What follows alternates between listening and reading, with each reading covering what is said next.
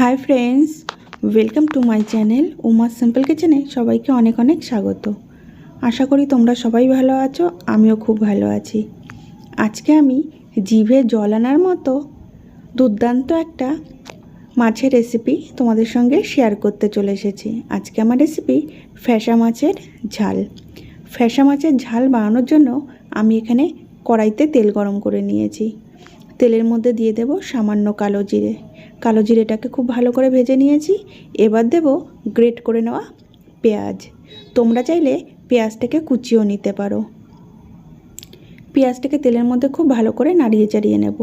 দেখো এখানে আমি পেঁয়াজটাকে খুব ভালো করে তেলের মধ্যে নাড়িয়ে চাড়িয়ে নিচ্ছি।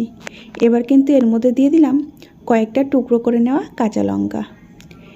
এখানে কিন্তু পেঁয়াজটাকে পেস্ট করে দিলে একদমই ভালো লাগবে না, গ্রেট করে নিলে বা কুচিয়ে নিলে এই মাছের রেসিপিটা খেতে কিন্তু দুর্দান্ত টেস্ট হয়।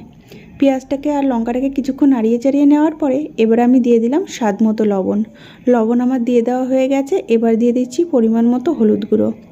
লবণ আর হলুদ দিয়ে দেওয়ার পরে আমি পেঁয়াজ আর কাঁচা লঙ্কা আরও কিছুক্ষণ ভেজে নেব, যাতে করে পেঁয়াজটা খুব তাড়াতাড়ি সফট হয়ে যায় আর একটু হালকা লাল করে ভাজাও হয়ে যায়। দেখো পেঁয়াজটাকে আমি নাড়িয়ে চাড়িয়ে ভেজে নিচ্ছি। বেশ কিছুক্ষণ ভেজে নেওয়ার পরে আমি এর মধ্যে কিছু মশলা অ্যাড করব। এই মাছের রেসিপিটি বানানোর জন্য খুব বেশি মশলার কিন্তু প্রয়োজন নেই।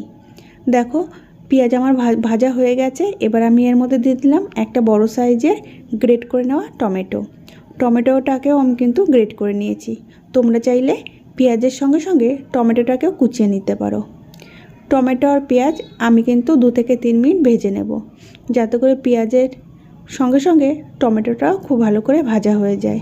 এবার আমি এর মধ্যে দিয়ে দিলাম সামান্য আদার পেস্ট। এখানে আদার পেস্ট ব্যবহার না করলেও চলে, কিন্তু আমি এখানে সামান্য আদার পেস্ট ব্যবহার করেছি। এবার আমি এর মধ্যে দিয়ে দেব সামান্য ঝাল লঙ্কার গুঁড়ো। ঝাল লঙ্কার গুঁড়ো দিয়ে দেওয়ার পরে আমি কিন্তু এর মধ্যে দিয়ে দিলাম সামান্য কাশ্মীরি লঙ্কার গুঁড়ো, শুধুমাত্র কালারের জন্য। লঙ্কার গুঁড়ো আমি খুব ভালো করে পেঁয়াজের সঙ্গে মিশিয়ে নিয়েছি। এবার আমি কিছুক্ষণ মশলাটাকে কষিয়ে নেব, যতক্ষণ না মশলা থেকে খুব সুন্দর করে তেল ছাড়ছে আর দারুণ একটা কালার আসছে। দেখো মশলাটাকে আমি কিছুক্ষণ নাড়িয়ে চাড়িয়ে ভেজে নেওয়ার পরে আমি এর মধ্যে দিয়ে দিলাম সামান্য জিরের গুঁড়ো। এখানে আমি ছোটো চামচের 1 চামচ জিরের গুঁড়ো ব্যবহার করেছি। খুব বেশি জিরের গুঁড়ো ব্যবহার করার প্রয়োজন নেই।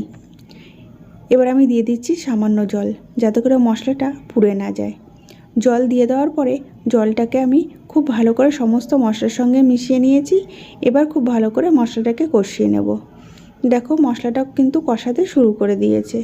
মশলাটা কিছুক্ষণ কষিয়ে নেওয়ার পরে খুব সুন্দর একটা কালার আসবে আর তেলটা একদম উপরে ছেড়ে আসবে। দেখো এখানে মশলাটার থেকে তেল ছেড়ে এসছে। এবার আমি এর মধ্যে দিয়ে দিলাম পরিমাণ মতো জল। আমি মাছের গ্রেভিটা একটু মাখো মাখো রাখবো, খুব বেশি পাতলা বানাবো না, সেই কারণে জলের পরিমাণটা আমি কিন্তু অল্প করে দিয়েছি। দেখো জল আমার পরিমাণ মতো দিয়ে দেওয়া হয়ে গেছে। এবার কিন্তু গ্রেভিটা আমার ফুটতে শুরু করে দিয়েছে। এবার আমি এর মধ্যে দিয়ে দিলাম আগে থেকে ভেজে রাখা মাছ। আমি কিন্তু লবণ হলুদ মাখিয়ে মাছগুলোকে আগে থেকে ভেজে রেখেছিলাম। মাছ ভাজাটা তোমাদের সঙ্গে শেয়ার করা হয়নি। এবার সমস্ত ভাজা মাছগুলো আমি গ্রেভির মধ্যে দিয়ে দিচ্ছি।